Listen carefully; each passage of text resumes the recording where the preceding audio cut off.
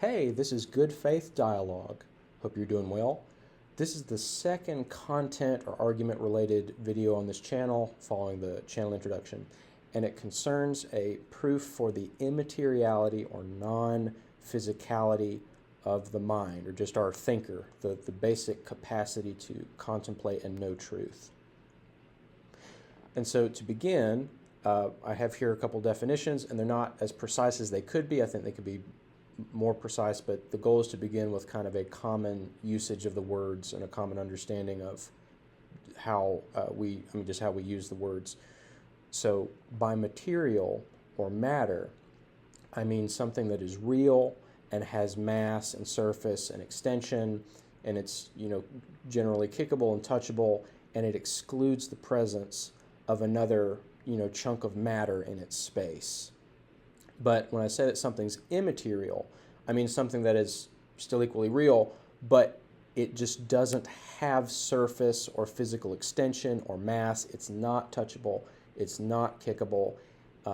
So that's not saying what it is. I'm not saying like it is this ghost or it is this thing, or like if something immaterial exists, I'm not saying what it is in its nature. To say something's immaterial is to deny materiality of it, to deny mass, surface extension, physical properties and limitations of the thing. So it's just saying what it isn't. And so here's the proof. So one, beginning with the observation that truth is real. There are some objective necessary truths. For instance, the laws of logic and mathematical truth, we can see that at the very, very, very least, they're consistent. They map onto the world experimentally and experientially, and you need them methodologically in order to get any inquiry or any science, any domain off the ground to get things going, and it's kind of a framework for understanding the world. But I think even deeper than that, we can see from the inside, so to speak. So I can think about 1 + 1 is 2, and I can just see by considering it that it's unchangeably and necessarily true. And not only that, no amount of kind of mental gymnastics I can do can alter that truth. I can't make 1 + 1 equal something other than 2, no matter how hard I try. And so that indicates that truth has some reality to it, independent of my existence and preference. Because no matter what I prefer, even if I stop thinking about it, or even if I go out of existence, 1 + 1 is still true. 2 is true. And so whatever truth is, it's not nothing. And so truth is real somehow, but truth, whatever it is, it just doesn't have a surface or mass and extension. Truth is non-physical in nature. And so, but we also know from experience that truth is in our minds, because when we think about truth or we think about this or that fact, that means it's in our awareness or in our cognition somehow. And so since truth is non-physical, and since truth is in our minds, then that must mean some aspect of our mind, some fundamental aspect, cannot be purely physical. So our minds can't be purely physical, or explainable fully, or reducible to matter and neurons. So, but by definition, the body is purely physical. And so that means mind and body are not identical. In other words, what mind refers to and what body refers to are not exactly the same thing. They don't refer to the human person, the same aspect of the human person. They're really distinct and distinguishable, even though they're very clearly intimately related. And then further, by definition, death is physical disintegration of the body. And so since the mind has no physical parts to be physically disintegrated, and because it's not identical to the body in the first place, the mind survives the death or physical disintegration of the body.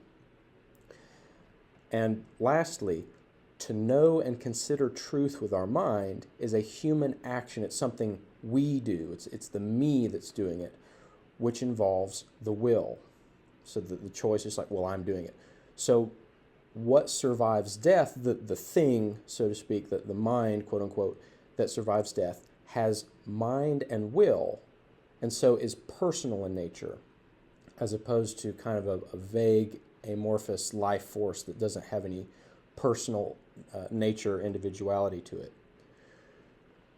And of course, some may reasonably object, well, why can't non-physical truth be in a physical brain? Well, I guess first a disclaimer, the brain is very clearly, intimately involved and integrally involved in human cognition on the day-to-day level and throughout life and all of that. And this doesn't discount the brain or any advances that are made in neuroscience. I think the brain and neuroscience are great. I just think that there are certain other considerations for holding that all the aspects of the human experience are not fully reducible to that of physical neurons. And here are some of those reasons. So this is because knowledge involves a representation, or I like to think a representation of reality as it is. So it involves a representation of the reality in question in the cognition or awareness of the thinker or the knower. And so if knowing was just the parts in the brain, physically moving and somehow encoding reality or somehow encoding truth in a purely physical way, then the neurons of the brain couldn't truly represent the non-material, since material and immaterial are different. They're like two fundamentally opposed classes of being. If something is material, it can't be immaterial in the same respect. And so a material thing cannot adequately or properly represent an immaterial thing. And I guess a down-to-earth example would be like trying to paint the number one. Of course, one could do all sorts of artistic kind of inspirational things, maybe with number or things like that, but you can't paint the number one because it's not physically representable, but nevertheless real. Further, if knowledge was just certain permutations or combinations of neurons, then no people could have the exact same knowledge, or at the very least, they couldn't be certain that they did.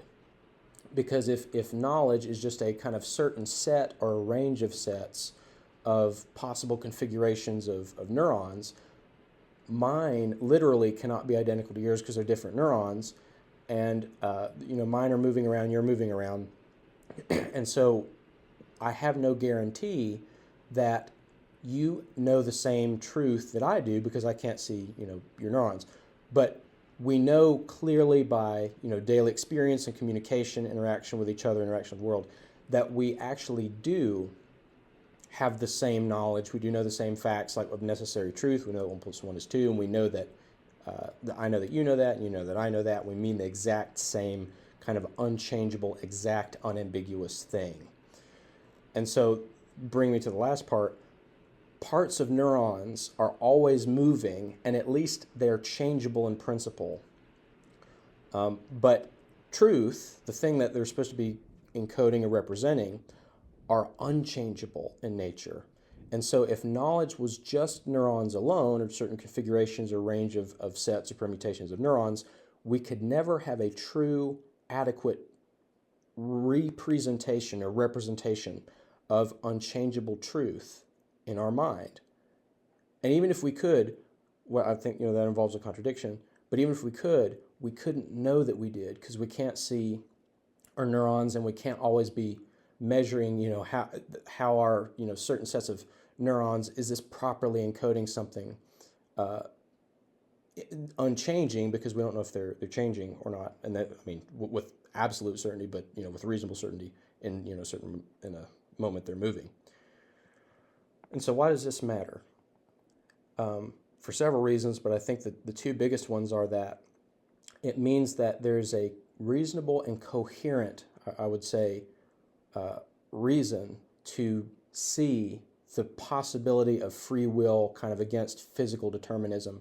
I'm not just kind of forced to do whatever my matter does, and my consciousness is not just a kind of emergent byproduct of what my matter is doing, because there's more to me than just matter. And so free will, in the sense of I'm negating the limitations and determinism that physical properties entail. Since I am not just matter alone, I think the body is very, it's a part of me, because I am thinking and then I am sensing. I think there's one, I think the I means the same thing there. I think and I sense, and so the body and mind are clearly intimately and integrally connected, but I'm not just matter. And I guess lastly, if I'm not just a body, in other words, if my work and my life is not just arranged out of kind of maximizing bodily health, bodily fulfillment, and all that, that has implications for what our happiness is, and also the course and timbre of human life. Thank you for watching, and take care.